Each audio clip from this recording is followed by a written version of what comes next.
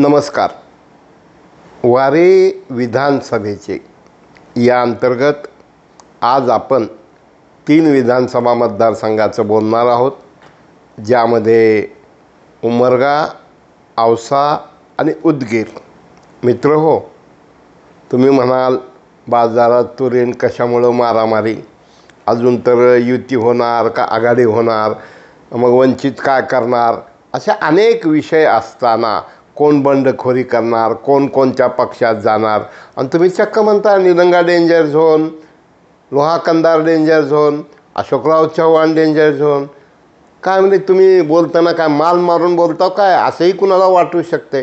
पण मित्र हो, खरंच सांगतो की पैशाच्या जोरावर आमदारकी मिळू शकते, खासदारकी मिळू शकते, जातीच्या जोरावर मिळू शकते, हा फार मोठा गोड गैरसमज आहे.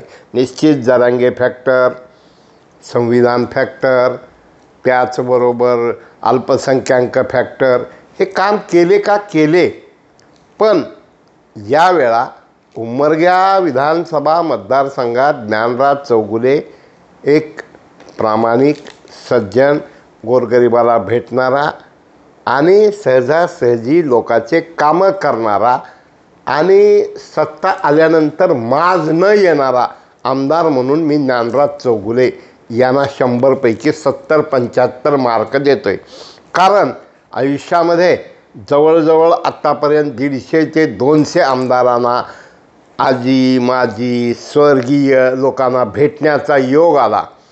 पण ज्ञानराज चौगुले एक गरिबीची जाण असलेले, आपण एक लॅब टेक्निशियन असलेले आणि खरोखर नावात काय म्हणल्यानंतर ज्ञान अधिक राज, ज्यानं ज्ञानाचं राज असलेला व्यक्ती म्हणून त्यांच्याकडं पाहत असताना त्यांना अंतर्गत बरेच कटशह याला सामोरं जावं लागतं आहे आणि राखीव मतदारसंघाच्या लोकप्रतिनिधीला मोठ्या प्रमाणात लेकुळ्यासारखं वागणूक मिळते. पण ते बिचारे समाधानी आहेत. रवी गायकवाड सर असतील किंवा आणखीन काही मंडळी त्यांच्याबरोबर आहेत. आता उमरग्यामधून इच्छुक कोण कोण आहेत, सातलिंग स्वामी हे इच्छुक आहेत, विरुपक्ष स्वामी इच्छुक आहेत, त्याचबरोबर कैलास शिंदे आणि दिग्विजय शिंदे हेही इच्छुक आहेत, संजय कांबळे इच्छुक आहेत. पण उमरगा लोहारा विधानसभे मतदारसंघात आज तरी निश्चित मराठा फॅक्टर तिकडेही आहे, SC फॅक्टर तिकडेही आहे, अल्पसंख्याक फॅक्टर तिकडेही आहे. पण लोकप्रतिनिधी माणुसकी असलेला म्हणून मला आवडणारे, जसं अभ्यासो म्हणून मी राणादादाला प्राधान्य देतो की सिन्सिअर हार्डवर्कर, तसं ज्ञानराज चौगुले एक चांगले आमदार. निश्चित निवडणुका म्हणजे काय सोपा खेळ नाही, पण आजच्या मितीला तरी ज्ञानराज चौगुले एक चांगला माणूस म्हणून लोकात घराघरात त्यांच्याविषयी चांगलं मत आहे. दुसरा औसा विधानसभा मतदारसंघ. मित्र हो, मुख्यमंत्र्याची लाडकी बहीण जशी योजना आहे, तसं उपमुख्यमंत्र्याचा लाडका आमदार म्हणून कुणाकडं पाहिलं जातं मराठवाड्यामध्ये, महाराष्ट्रामध्ये, तर सर्वांचे मित्र अभिमन्यू पवार यांच्याकडं. खरं म्हणजे अभिमन्यू पवार 0 to hero झालेले आहेत. संघर्ष 5वीला पोचलेला आहे आणि अशा एका परिस्थितीमध्ये मंत्र्याच्या ओळखी, प्रशासकीय सेवेतल्या ओळखी, मोठ्या प्रमाणात कामाचा सपाटा, मग ह्या सगळ्या परिस्थितीमध्ये कुणी त्यांना भूमाफियाही म्हणतं आहे, कुणी त्यांना बिल्डरही म्हणतं आहे, कुणी आणखीन बदल्या खूप करतात असं म्हणतं आहे. पण निश्चित औसा विधानसभा मतदारसंघात बसवराज पाटलांनी जी घडी बसवली होती विकासाची, तर त्यांच्या पावलावर पाऊल ठेवून किंवा 2 पावलं पुढं, म्हणजे जेव्हा काम असेल तेव्हा अभिमन्यू पवार निश्चित गोड बोलतात, सगळं होतं. आणि त्यांनी किल्लारी कारखाना कर्जमुक्त करण्याचा, सुरू करण्याचा प्रयत्न केला. वेगवेगळे रस्त्याचे कामं, औषधातले कामं, नंतर मुख्यमंत्री आपले गाव पातळीवर सडकेची कामं अशी वेगवेगळे कामं. आणि दुर्दैवानं काम म्हणलं की लोक विकास निधीसाठी टक्केवारीशिवाय कोणी बोलत नाही. पण एक अभिमन्यू पवार यांना सोपंही खूप नाही, अवघडही खूप नाही, कारण त्यांना अंतर्गतही विरोधाला सामोरं जावं लागणार आहे. पण गुरु उनके जो भारी है देवेंद्रजी फडणवीस, कारण एवढा सपोर्ट असलेला नेता भेटायला सुद्धा भाग्य लागतं आहे. आणि त्या विश्वासाला पात्र राहायला त्याच्याहून जास्त भाग्य लागतं आहे. म्हणून अभिमन्यू पवार यांना खूप मोठी कसरत करावी लागणार आहे. या विधानसभा मतदारसंघामध्ये मराठा प्रभावशाली आहे. त्याविरोधात आता 3 पक्ष म्हणजे एक शरद पवार राष्ट्रवादी काँग्रेस, पुन्हा काँग्रेस आणि उद्धव ठाकरे. आता ही जागा कुणाला सुटणार? दंडबैठका मारणं चालू आहे दिनकर माने यांचं, संतोष सोमवंशी यांचं. आणि त्याचबरोबर काँग्रेसकडून म्हणजे आपले मांजरा कारखान्याचे व्हाईस चेअरमन श्री शैल उडगे हेही बाशिंग बांधून आहेत. त्याचबरोबर दंडबैठका मारत असतानाच झाशीच्या राणीसारखं निर्भीडपणे त्या कधी कुणाला पांडुरंग म्हणतील आणि कधी कसा रंग बदलतील हे सांगता जरी येत नसलं तर कौतुक करावं तेवढं थोडं आहे. म्हणजे विद्याताई पाटील यांचं प्रचंड धाडस, दुर्दम्य इच्छाशक्ती. मजूर फेडरेशनच्या निवडणुकीत कोट्यावर जाऊन, शेतावर जाऊन पैसे देऊन मत घ्यायला जी धमक ताकद लागती ती त्यांच्यामध्ये आहे. पण आजच्या परिस्थितीमध्ये बऱ्याच गोष्टी जरांगे फॅक्टर कसा काम करणार. आणि मुळात कसं आहे साहेब, सांगू का तुम्हाला की लोकांना बघवत नाही हो. तर मराठवाडा नेता रामेश्वरबद्दल धडपड करतो आहे, मरमर करतो आहे, उगच्या उगं मिरची लागते. अरे किसको मिरची लगी तो मैं क्या करूं. आणि मला त्या महाराजाची गोष्ट नेहमी सांगावीशी वाटते. एक माणूस असतो, महाराज काय करू, असा आहे तसा आहे. त्यानं म्हणला तू 8 दिवसानं मरणार. मग 8 दिवसानं मरणार आहे म्हणल्यावर त्यानं चांगलं वागू लागला. चांगलं वागू लागल्यावर त्यानं मग एवढा सुधारला. तर मित्र हो, सगळ्यांनी चांगलं वागायचा प्रयत्न केला पाहिजे. आणि मीडियाचे तर कुत्रे हाल आहेत काय. ज्यानं त्यानं आपलं फेसबुक लाईव्ह करण्यावर नेता आहे, पैसेवाला नेता तरी वेगवेगळ्या एजन्सीच्या माध्यमातून आहे.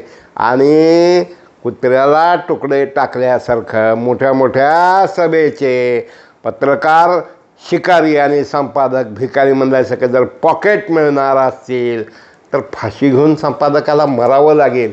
कारण एका बाजूला social media, electronic media, YouTube, Facebook वाढत असताना दुसऱ्या बाजूला जे चाललं आहे ते अत्यंत दयनीय आणि दुर्दैवी आहे. आता ह्या 2 मतदारसंघानंतर तिसरा संजय बनसोडे. हम होंगे कामयाब, पूरा है विश्वास. गरीब मूर्ती लहान कीर्ती महान. ते जसं लाडका आमदार तसा लाडका मंत्री, सगळ्यांचाच, मुख्यमंत्र्याचा लाडका. नंतर ज्या माणसानं अशक्य ते शक्य करायचं काम केलं. ठीक आहे, कधी कधी त्यांनाही सवय आहे ह्या बोटावर चुका या बोटावर, या बोटावरचा चुका या बोटावर. कारण जर असं वाटत बसलं तर लोक अंगावर कपडे बी ठेवायचे नाहीत. पण उदगीरचा चेहरा मोहरा, उदगीर आणि जळकोटचा बदलण्याचं काम जर कोणी केलं असेल संजय बनसोडे यांनी केलं. फक्त इमारती, रस्ते, जलसिंचन नाही, माणसाची बौद्धिक विकास झाला पाहिजे. त्याचं शरीर चांगलं असलं पाहिजे, क्रीडा स्पर्धा झाल्या पाहिजेत, क्रीडांगण असलं पाहिजे. आणि या दृष्टिकोनातून एक लोकप्रिय असलेले संजय बनसोडे त्यांना शेजारी पाडायचा पाटलं प्रयत्न करणार, देशमुख प्रयत्न करणार, अजून कुणी प्रयत्न करणार. पण ते बिचारा कोणाच्या आद्यात नाही मध्यात नाही. चल म्हणते लगेच चल भिडू म्हणून निघायच्या तयारीत असतो. आता काल तर त्यांनी विमानतळ करणार म्हणून सांगितलं, जिल्हा बी करणार म्हणतेच. पण एक आहे की मराठवाड्याचा इतिहास जर लिहायचा म्हटलं तर 5 वर्षात एवढा काम करणारा आमदार कदाचित ते ह्याच्यावर कॉमेंट येतील, भाट आहे, सुपारी घेतली, दलाल आहे काय. पा मी ठरवलं आहे, वय वर्ष 69 आहे, होऊन काय होणार आहे. आणि संजय काय मला काय बायनामा करून देणार नाही एखाद्या एकरचं किंवा एखादं कॉन्ट्रॅक्ट 10 कोटीचं मला देणार नाही हे माहीत आहे. तरी परंतु त्या ठिकाणी त्यांचं काम हे चांगल्याला चांगलं म्हणलं पाहिजे. त्या ठिकाणचं बुद्धविहार, राष्ट्रपती येणार आहेत, साहित्य संमेलन आहे, युवक महोत्सव आहे आणि त्याही पुढं जाऊन या ठिकाणी निश्चित आता युती जर झाली तर विषय मिटला. पण विश्वजित गायकवाड की शुद्ध बीजापोटी फळे रसाळ गोमटी म्हणल्याप्रमाणे अनिल गायकवाड एक कर्तव्यदक्ष झिरो टू हिरो असलेलं व्यक्तिमत्व, ज्यांना सगळेजण अण्णा म्हणतात आणि सगळ्यांना घेऊन चालणारं संयमी विकासात्मक दृष्टी असलेलं आणि त्यांचे सुपुत्र विश्वजित गायकवाड हेही या ठिकाणी प्रयत्न करत आहेत. त्यांचा जनसंपर्क आहे, तो जनसंपर्क चांगल्या प्रकारे आहे.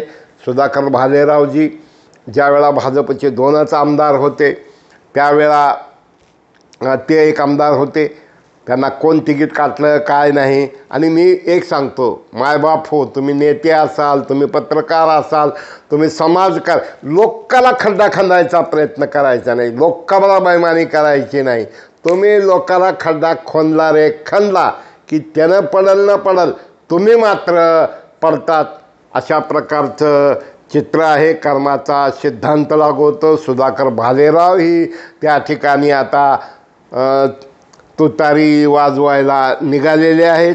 त्याचबरोबर उदगीरकर हेही इच्छुक आहेत.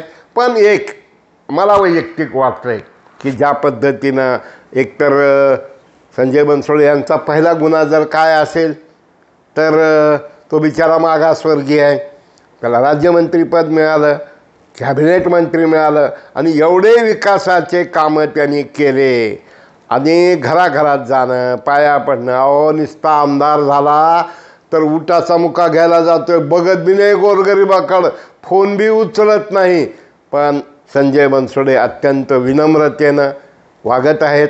भालेराव साहेब ही चांगला माणूस आहे. बघूया काय काय होतं ते. आणि हे सगळे समीकरणं हे जरांगे फॅक्टर, संविधान फॅक्टर आणि माझं म्हणणं आहे की विष पेरू नये.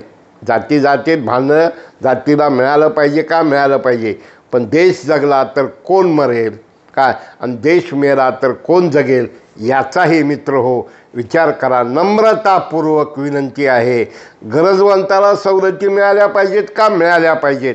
मी म्हणू शकत नाही की जसं शेतकरी नेते म्हणले की हे शकुनी मामा आहेत, अमके आहेत, तमके आहेत, पण ये पब्लिक है, सब जानती है. माय बाप हो, प्लीज देश वाचवा, राष्ट्र वाचवा. मराठवाडा नेता यूट्यूब सबस्क्राईब करा, लाईक करा. धन्यवाद. नमस्कार.